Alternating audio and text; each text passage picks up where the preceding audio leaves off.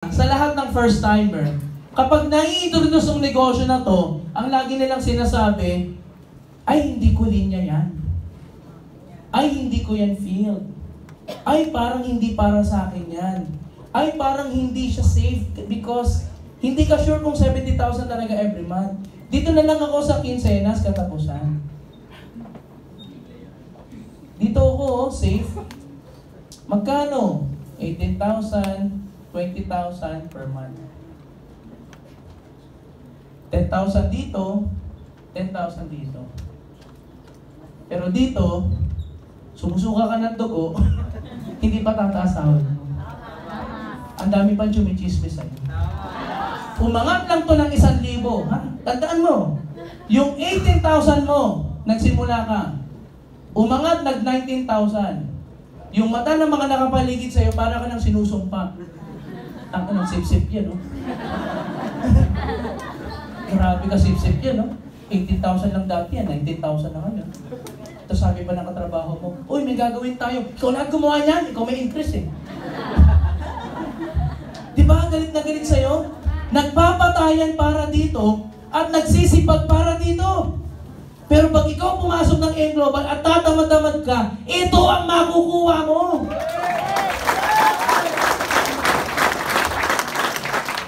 Sasabihin nila, ay ayoko niyan, dito na lang ako. Pagtatrabaho yan. Anong retirement age sa Pilipinas? 65. Diba? 65, magre-retire. O anong sunod sa 65? 66? Ano magbilang? Hindi na kayo marunong magbilang? 66? Nagtrabaho ka from 20 years old to 65 years old. 45 years ng buhay mo, inalay mo sa pagtatrabaho. At the age of 66, ano meron ka? May pera ka. Tama po ba? Kasi may retirement. At the age of 66, nagnegosyo ka. Sa tingin mo, yayaman ka ba? Depende. Kung gaano kadami maintenance mo. Kasi pagdating ng 66, lahat na yan, take all na yan eh. May diabetes, may high blood, di ba? May vertigo, di ba? May putragis, lahat na yan, hawa-hawa na yan eh. Di ba? Oh, bawal sa'yo yung, lahat, ang daming bawal. Oh, let's say, oh, pati, huwag naman senior amoy. Grabe ka naman. Amoy epicacent oil lang. Amoy epicacent oil, amoy panghaplas, no? Lahat. Amoy pauliniment, lahat na sabihin mo. Let's say, at the age of 66, nakilala mo si M Global. Pwede ka ba magnegosyo? Yes! Pwede ka ba magnegosyo? Yes! Dagdagan mo ng 3 years. Kasi sa M Global, pag binigay mo yung buhay mo dito, at least 3 years, pwedeng magbago ang takbo ng buhay mo sa Alliance Negosyo Global. 66, nag-retire ka. At the age of 66, nagnegosyo ka ng M Global. After 66 plus 3, anong edad mo na? 69. Yan, diyan kayo magaling. 69. 69. Pwede naman maging successful? Yes! Pwede na maging successful? Yes! O, pwede. O, paano naging successful? Millionaire Circle, wow. Kumikita ng 300,000 every month. Tapos may car with S. Ay, mali. Dito pala. Yan. May kotse. Tapos nagtatravel. Ba? O, pwede o pwede? May car. Bumili ng sports car. Wow! At 69 years old. Yung windshield may grado. Anak, gano'n na ba kabilis yung takbo natin? May sumakay, sabi, Lola, nahihilo ko! Sabi, anak, 150 yung grado niyan sa kanan, dito 300 sa kaliwa. May enjoy mo ba at 69? Pwede pa rin. Oo. Papalit-palit ka ng tungkod everyday. Pero kidding aside, pwede mo ma-enjoy. Depende sa dami ng maintenance. Pero, let's say, balik tayo kay JR. JR, ano taong ka na? 26? Aba, hindi ka mukhang 26 ha? Mukha kang 25 yan, ha? Si JR! Makatawa kayo dyan, ha? At the age of 26, brother. Ngayon, na-meet mo si AIM Global. Alliance Emotion Global. Dagdagan natin ng 3 years. Ano magiging edad mo, bro? 29. Very good in mathematics. Nag-aral ka talaga ng history, ha? 29 years old. Pwede ka na kayong yumaman by 29? Pwede na siyang yumaman by 29? Depende. Alam mo bakit? Kasi yung mga 26 years old, madaming distraction. Inom dito, inom dyan, Mobile Legends, party-party. Diba? Maraming distraction. Pag sinabi, tara, hataw tayo, apply, teka lang, rank 2 eh. Diba? Hoy, may training, teka lang, apply, may hirap kaming schedule eh, Friday night. Diba? Sipin mo, 29 years old, pwede kang yumaman kung tututukan mo yung negosyo. Kasi ang pagyaman, bawal yung ang commitment mo, petiks-petiks ka lang. Hindi pwedeng ganun. Dapat ang pagyaman, ang tutok mo, 100% dun mo bubuhos ang buhay mo. Diba? Para after 3 years, kung yumaman ka man, pwede kang magpahinga ng konti, pero itutuloy mo pa rin. Halimbawa, 3 years, hindi niya nakuha yung pagyaman. Pwede pa ba magdagdag ng 3 taon? Yes! Pwede pa. Bakit? Kasi ito, hindi mo na pwedeng dagdagan ng 3 taon eh. Kasi baka mamatay na siya. Diba? Si JR, marami pang oras. O JR, dagdagan natin ng 3 years. Ilan taon yan? 32. At the age of 32, millionaire circle ka na sa AIM Global. Global Ambassador. Meron ka ng mga coaches sa AIM Global. Kumikita ka ng kalahating milyon, JR. Ito yung buhay mo after 6 years sa AIM Global. Paglalaban mo ba? Yes! Gagawan mo ba ng paraan? Yes! Yung jowa mo nga, niligawan mo, hindi ka sinagot, ginawa ng paraan. Ito pa kaya. Nagigets po ba? Yes! So ang pagyaman, hindi lang dahil gusto. Gusto niyo bang yumaman? Yes! Hindi yun ang tanong eh. Kasi ang pagiging successful, hindi lang dahil gusto mo ngayon, mamaya hindi na.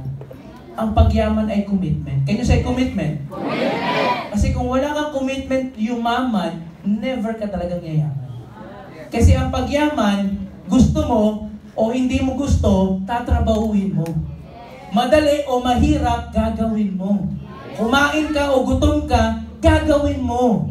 Mayroong prospect o wala, gagawin mo. Nireject ka, tinawanan ka, ininjan ka, itutuloy mo. Yan yung commitment sa pagyaman. Diba? Kaya, alam niyo po, especially sa mga first timer ngayon, napakaswerte niyo po. Tapingin mo yung katabi mo, sabihin mo, napakapalad mo. Mapalad ka. Maswerte ka. Baka ikaw ang pagpalain ngayon. Alam nyo guys kung bakit? Kasi ito, baka sabihin nyo, puro na lang usapan ng pera-pera. Ito maganda. Kung si JR, 26 years old, na-meet yung Alliance Emotion Global, ang tatawagin ko, na-meet niya tong Alliance Emotion Global at a younger age. Ang negosyo niya ng AIM Global, usapan natin, ilang taon ang ibubuhos mo? 3 taon. Ang average na age niya sa AIM Global ay nasa 3 taon pa lang. Pero siya, isa sa pinakabatang nagawa at nabuo ng Alliance Emotion Global.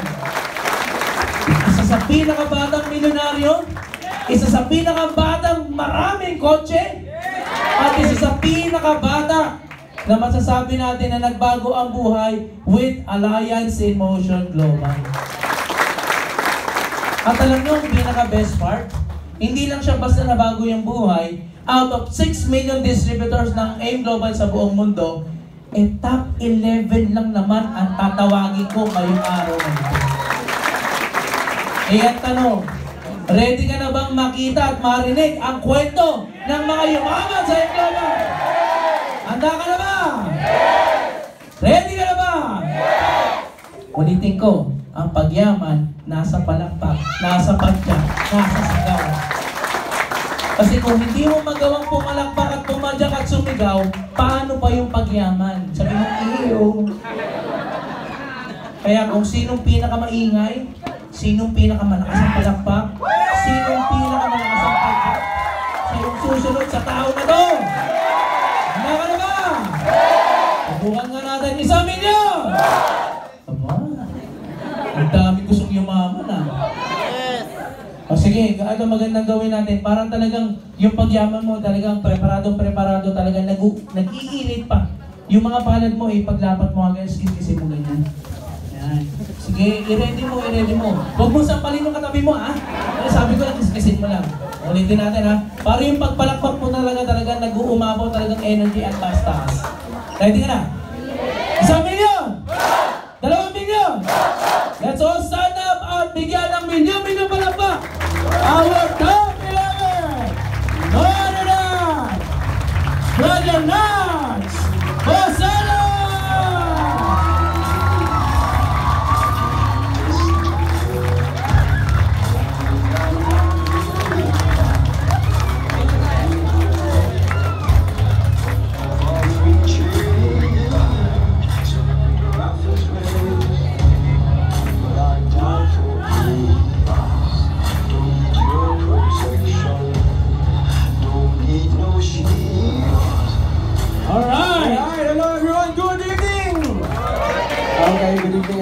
Okay.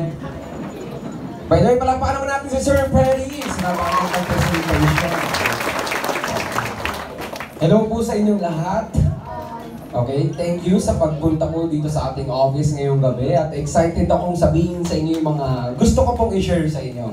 Okay lang po ba? Kaya pa po ba? Kaya pa? Yeah! Okay, magtutok po ako around mga 20 minutes, 15 minutes lang po ako dito sa stage. So, gusto ko hanggat maaari, nakuha ko na yung attention ng lahat, okay? So, bago ako magsimula, okay, meron muna akong gustong sabihin po sa inyong lahat, no? Nag-start ako sa business na to at the age of 18. Right now, I am 26 years old. Okay, ngayon, may mga ngayon po, umpisa pa lang, humihingi na agad ako ng paumanhin sa lahat.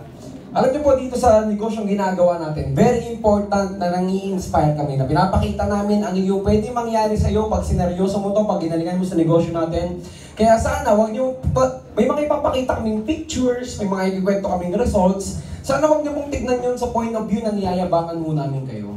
Pinapakita namin yun sa iyo para ipakita sa iyo ano yung nag-aantay sa iyo dito pag ginawa mo yung ginagawa namin. Alright? Okay. So, para mas mabilis ako, gusto ko again, mas makuha yung attention mo. Pa-fast forward ko yung nangyari sa akin. Alam niyo po, dito sa Easy, isa po ako sa binabansagan nila na fastest millionaire.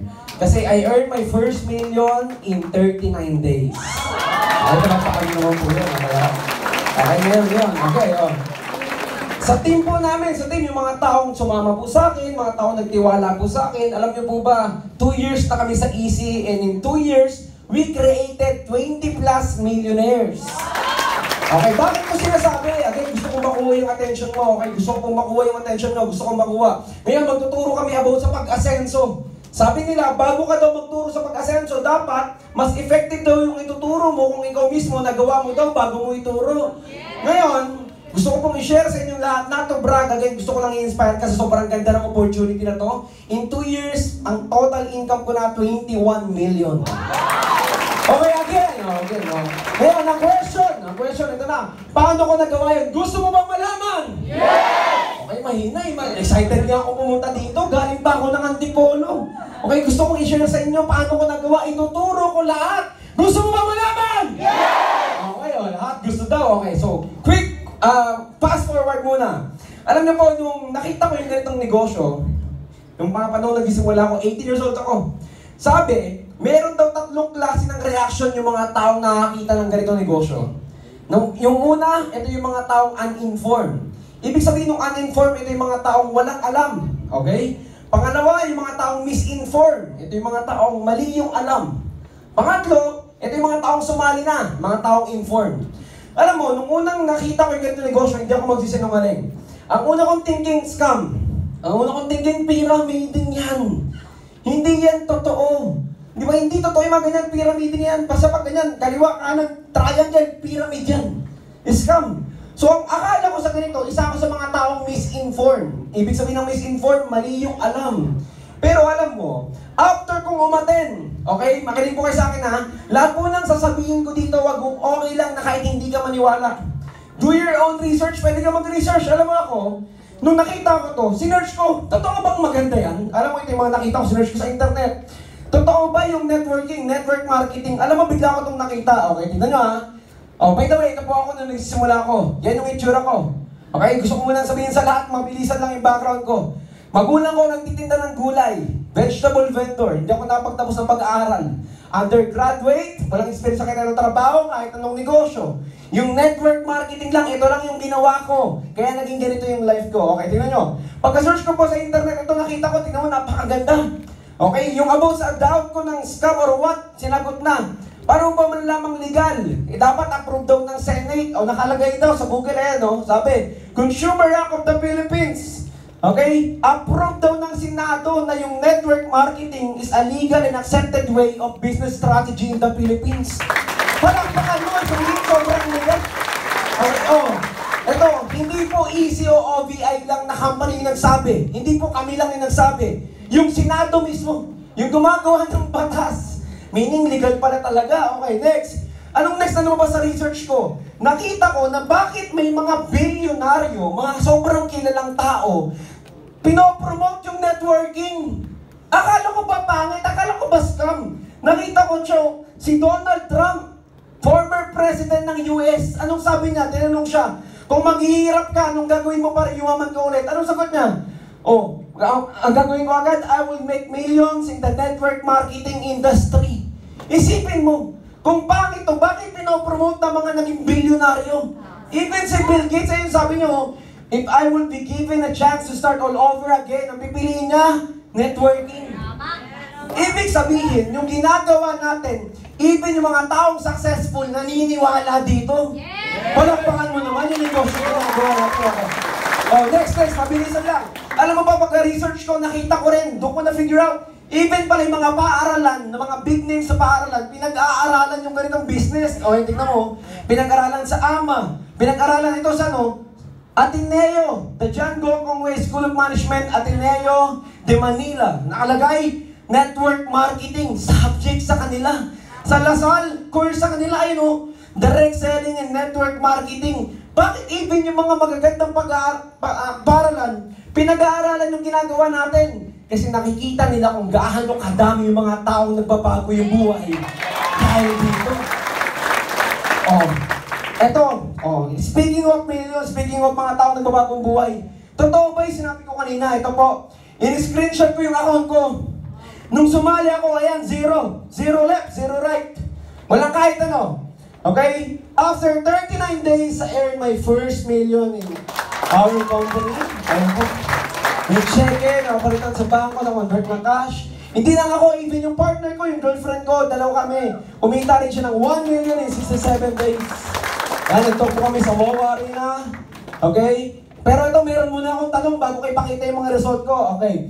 Ito yung question, sana lahat sumagot. Ang question, magiging milyonaryo ka ba kapag masipag ka? Yes! Okay, galing, dami pong sumagot. Okay, ulit. Ulit, sana po pati mga nasa likod sumagot ha. Magiging milyonaryo ka ba pag masipag ka? Yes! Okay, sorry to say this, pero gusto ko pong sabihin sa inyo yung totoong sagot. Ang sagot po is no. Bakit no? Okay, bakit no? Makinig po kayo. Hindi ko to, ginagamit ko sila para gamitin example, hindi para i-mock sila. Okay? Listen up. Yung taong nagtitinda po ng ice cream, masipag yun. Everyday, gigising, magpe-prepare. Kung kailan mainit, dun siya magtitinda kasi dun siya pinakamalakas bumenta. Masipag! Ang question, naging milyonaryo ba siya? Hindi. Okay? Titinda ng tao, masipag! Naging milyonaryo ba? Hindi. Huwag na tayo lumayo, even mga nagtatrabaho. Tayo, masipag tayo, bilang Pilipino, isipin mo. Yung pag-commute pa lang, papunta sa trabaho, pauwi, sobrang hirap na. Everything natin ginagawa, masipag tayo. Pero ba't hindi tayo nagiging milyonaryo? Ibig sabihin pala, hindi totoo yung sipag siya, gayayaman ka, hindi pala totoo yun. Anong dapat meron? Para maging milyonaryo, ang kailangan tamang vehicle, tamang sasakyan, papunta dun sa pupuntahan mo. Example, gusto mong pumunta ng Baguio. Yung sinakyan mo papuntang Bulacan, kahit matalino ka, kahit magaling ka, hindi ka makakarating doon. Parang negosyo natin. Ever wonder, alam niyo po ba sa EC? Napakadaming naging milyonaryo na iba't iba yung background. Meron kagaya ko, undergraduate, merong estudyante, merong OFW. Iba't ibang background. Ever wonder, bakit kahit iba-iba kami ng background, karamihan sa amin, nagiging milyonaryo, hindi dahil sa skills ng tao. Kaya nagiging milyonaryo yung mga tao dito, hindi dahil magaling sila, kundi maganda yung vehicle na sinakyan nila. Kahit hindi ka magaling, kahit hindi ka magaling, kahit hindi ka matalino, dito sa negosyo natin, pag ginawa mo yung easy, pwede kang maging milyonaryo. Okay, classic example. Yung gamit kong mikropono ngayon, makinig po kayo, okay. Pag nagsalita ako dito, maririnig nyo sa speaker. Bakit? Ang tawag dito, sound system. Kahit anong itsura ng tao, kahit bata, matanda, kahit anong edukasyon, kahit anong natapos sa buhay, pag nagsalita dito, maririnig nyo yung boses dyan. Anong tawag doon? Sound system. So kahit ano ka, kahit anong background mo, kahit saan ka naggaling, pag kinopya mo, pag ginawa mo yung sistema dito sa easy, pag ginamit mo, yung resulta ng mga naging milyonaryo, yun din yung nag-aantay sa'yo dito. Bakit? O bakit? Kasi nga, may system. Kokopyahin mo lang. Okay, ito po, tingnan nyo. Research ko rin nakalagay. Sabi speaking of millionaires, lahat naman ng tao gusto maging milyonaryo. Ito. Para maging milyonaryo ka daw, ito yung mga career. Okay, maganda po ito Ito yung mga career na pagka pinili mo, magiging milyonaryo ka. Anong unang option? Alagay, sa buong mundo. Okay, galing tong data na to sa buong mundo raw. 74% ng mga taong milyonaryo sa buong mundo, entrepreneur or negosyante. 12% yung mga investor, yung mga nilalagay na lang yung pera nila sa negosyo. 8% yung mga atleta, yung mga NBA player. 4% mga artista. Sa buong mundo to guys 0% employees. So kung gusto mo maging milyonaryo, ano dapat gawin? Maging entrepreneur. Palakpakan mo nandito ka sa magiging entrepreneur. Okay, last na question ko bago ko magpakita ng result. Sabi, bakit ba yung mayaman lalong yumayaman? At yung mahirap, lalong naghihirap? Classic answer. Ang sagot po dito, bakit yung mayaman, tama yung advice na naririnig. Bakit yung mahirap, lalong umihirap, mali yung advice na naririnig natin. Alam niyo po, sa lugar namin, laki po akong squatters. Sabihin mo ng squatters, yung lugar namin, yung bahay na tinayuan ng bahay namin, hindi amin yung lupa. Ngayon, ano yung lagi kong naririnig na advice dun? Sabi sa akin ng mga tito ko, okay? Hindi importante yung pera. Bakit? Yung pera, hindi mo madadala sa langit yan. Lagi ko naririnig. Sabi pa ng ibang nakakwento ko, mga tita ko, tito ako nabuhay! Dito na ako! Hindi na nangangarap. Okay. Alam niyo po ba, bakit ang sagot ko, tama yung advice na naririnig? Alam mo, makinig po kayo sa akin na bilang isang Pilipino, mahilig po tayong magbigay ng mga opinion. Example, may laban si Pacquiao. Automatic lahat ng Pilipino, boxing analyst. NBA Finals na, lahat ng Pilipino, magaling na sa basketball, nag-referee na. Kasi example, yung nangyayari kay Carlos Yulo. Yung nanalo ng gold, okay? Tingnan mo hindi na pinag-usapan yung ginto, ano pinag-usapan na? Yung issue nila, pamilya nila. Lahat ng Pilipino, may mga kanya-kanyang opinion doon. So bilang sa Pilipino, mahilig pala tayo magbigay ng mga opinion natin. Okay, ngayon, ganito. Bakit karamihan ng Pilipino hindi daw umaasenso? Kasi napakadami nating advices na naririnig. Ito gawin mo, ito gawin mo, ito gawin mo, ito gawin mo. Sobrang dami mong advices na naririnig, hindi mo na alam na yung tama. Listen up, sir. Nung nagsisimula ako, ito yung sinabi ng mentor ko sa akin na pinaka-favorite ko. Sabi niya, Lance, makinig ka mabuti. Pag ginawa mo to, mabilis kang iyaman. Sabi ko, ano yan? Sabi niya, tanda mo lang tong phrase na to, kung gusto mong maging, makikinig ka lang sa mga taong naging. Sabi niya sa akin, kung gusto mong maging milyonaryo, you have to make sure na yung nagbibigay ng advice sa'yo, milyonaryo na. Kung gusto mong umasenso, dapat yung magbibigay ng advice sa'yo at susundan mo, yung mga taong asensado na. Kasi sabi niya, kahit kailan, hindi kayang ituro ng kahit sino yung bagay na siya mismo, hindi naman niya nagawa. Ngayon. Bakit maraming Pilipino hirap na yumaman? Tignan niyo po ito Anong sabi sa akin? Ano mga advice ng tito ko? Magtrabaho ka. Ito yung gawin mo, ito yung gawin mo. Alam niyo po, nung nagsimula ako sa network marketing, ang daming negative sa akin. Unang-una, kaibigan ko, ba't ka nagganyan? Ang dami nating kaibigan sumali sa ganyan, hindi naman yumaman. Lalo-lalo na yung nanay ko, sobrang negative na nanay ko. Magtrabaho ka na lang! Ikaw, bata ka, kaya inuuto ka nila dyan eh. Hindi totoo yung mga ganyan. Ang dami kong advices na naririnig. Pero, nag-stick ako doon sa sinabi ng mentor ko. Sabi niya, kung gusto mong maging, magaling ka sa naging. Pipiliin ko daw yung taong papakinggan ko. Sorry to say this, mahal ko yung nanay ko, pero alam ko sa sarili ko, pag about sa usapang pamilya, pagiging mabuting nanay, makikinig ako sa nanay ko. Pero pag about sa pagyaman, alam ko sa sarili ko na yung nanay ko, hindi kami mayaman. So pag nakinig ako sa kanya, alam ko na yung mangyayari. So alam mo, pinili ko yung mga taong papakinggan ko. Ang pinakinggan ko yung mentor ko, yung naging coach ko, yung nag-invite sa akin dito. Bakit? Kasi parehas kami ng gusto mangyari sa buhay. Gusto ko yumaman. Okay, ngayon guys, tingnan mo ha. Dahil pinakinggan ko siya, pinakinggan ko yung mentor ko, anong nangyari sa akin? Tingnan nyo, anong nangyari sa team namin. Sabi dito sa pagbinuksan yakong natin, easy, ordinary people turning extraordinary millionaires. Tingnan mo ba nangyari? In 20 plus, we created, in 2 years, we created 20 plus millionaires. Question, bakit sila naging milyonaryo? Okay, bakit sila naging milyonaryo? Kasi yung nagbibigay ng advice sa kanila, naging milyonaryo. Pinalitan ko, okay, ulit. Tingnan nyo ha, bakit yung mahirap, lalong mahirap? Maganda po ba yung ganito? Lahat ng tao gusto maging milyonaryo. Ang nakakalungkot na part, hindi lahat ng tao may kakilala or nabigyan ng chance na mabigyan ng advice ng mga taong asensado na. Kaya nahihirapan umasenso, hindi alam kung ano yung tamang direksyon, hindi alam ano yung tamang gagawin. So pag sumama ka sa amin dito, pag sumama ka sa kumpanya na to, ang dami naging milyonaryo na. Marami kang mga millionaires advice na maririnig para ikaw na yung next na magiging milyonaryo rin. Alright. Guys, ito nyo to, very powerful picture. Ito kami nung nagsisimula kami. Okay? Kumakain kami lagi sa Tapsilog.